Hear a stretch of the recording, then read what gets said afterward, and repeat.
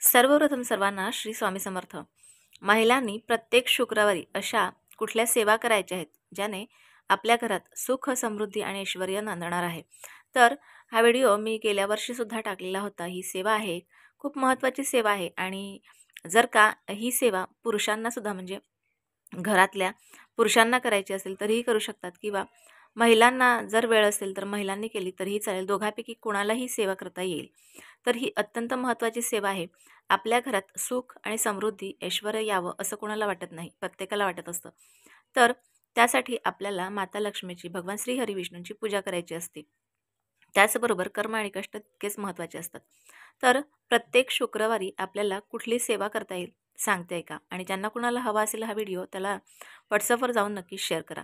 तर प्रत्येक शुक्रवारी आपण सकाळीच उठायचं आहे, आपल्या घरात देवपूजा जी काय आहे ती आटपून घ्यायची आहे आणि त्यानंतर संध्याकाळपर्यंत ज्या पण वेळेला तुम्हाला वेळ मिळेल त्यावेळेला तुम्हाला आपल्या जवळच्या जर लक्ष्मीचं मंदिर असेल तिथे जायचं आहे आणि माता लक्ष्मीच्या मंदिरात बघा, लक्ष्मीनारायणाचं मंदिर बऱ्याच ठिकाणी असतं, तुमच्याही आजूबाजूला कुठे असेल तर नक्कीच तिथे जा। आणि लक्ष्मी मातेच्या मंदिरात जात असताना तुम्हाला काही वस्तू घेऊन जायच्यात बघा, सांगते।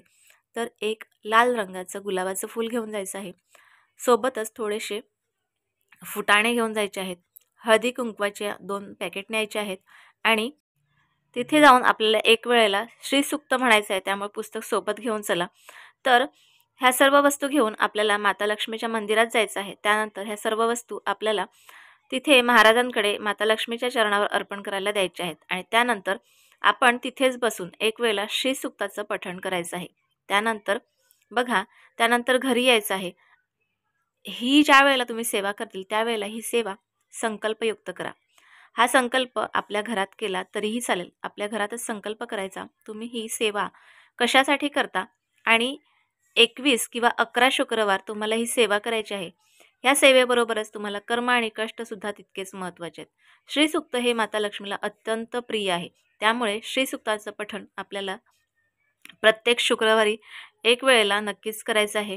पहिल्याच वेळेला मंदिरात बसून करा, त्यानंतर आपल्या देवघराच्या समोर बसून केलं तरीही चालेल, परंतु प्रत्येक वेळेला प्रत्येक शुक्रवारी तुम्हाला ह्या माता लक्ष्मीबरोबर माता लक्ष्मीसाठी आपण वस्तू नेलेल्या त्या वस्तू नेऊन अर्पण करायच्याच आहेत। आणि शेवटच्या वेळेला ज्या वेळेला 21वा किंवा 11वा शुक्रवार तुम्ही करतील त्यावेळेला आपल्याला माता लक्ष्मीला एखादं डाळिंब आठवणीत घेऊन जायचं आहे। डाळिंब नाही नेलं तरी पण तुम्ही मखाणे किंवा मखाणे नक्कीच घेऊन चला, तिथेच जाऊन ते सर्व महाराजांकडे द्यायचं आहे आणि तिथे खणा नारळाने माता लक्ष्मीची ओटी भरायची आहे। असे 21 किंवा 11 शुक्रवार नक्की करा। याने आपल्या घरात माता लक्ष्मी सुख आणि समृद्धी, ऐश्वर्य आपल्याला प्रदान करणार आहे। आपल्या सर्व कामात आपल्याला यश मिळणार आहे। त्यासाठी हे 11 किंवा 21 शुक्रवार ही सेवा करायची आहे। ही सेवा कुणीही करू शकतं, घरातले पुरुष मंडळी किंवा घरातल्या महिला वर्ग। आता दुसरी कुठली सेवा आहे सांगते का, तर आपल्याला आपल्या देवघराच्या समोर बसून रोजच्या रोज नित्यसेवेच्या पुस्तकात आहे बघा, एक व्यंकटेश स्तोत्र आणि श्रीसूक्त, ह्याची सेवासुद्धा तुम्हाला रोजच्या रोज करायची आहे।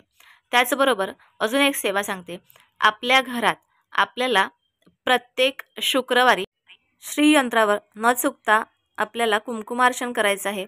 कुंकुमार्चन मधल्या 3 बोटांमध्ये करायचं आहे, पहिला एक अंगठा आणि मधले 2 बोटं। ह्या पद्धतीने आपल्याला ओम महालक्ष्मी नमः किंवा जो पण माता लक्ष्मीचा तुम्हाला मंत्र येत असेल त्या मंत्राने ह्या किंवा ओम महालक्ष्मी नमो नमः या मंत्राचा जप करत तुम्हाला माता लक्ष्मीच्या श्रीयंत्रावर आपल्याला कुंकुमार्चन करायचं आहे। ह्याच कुंकूचं रोजच्या रोज आपल्या कपाळात आपण हे कुंकू लावायचं आहे।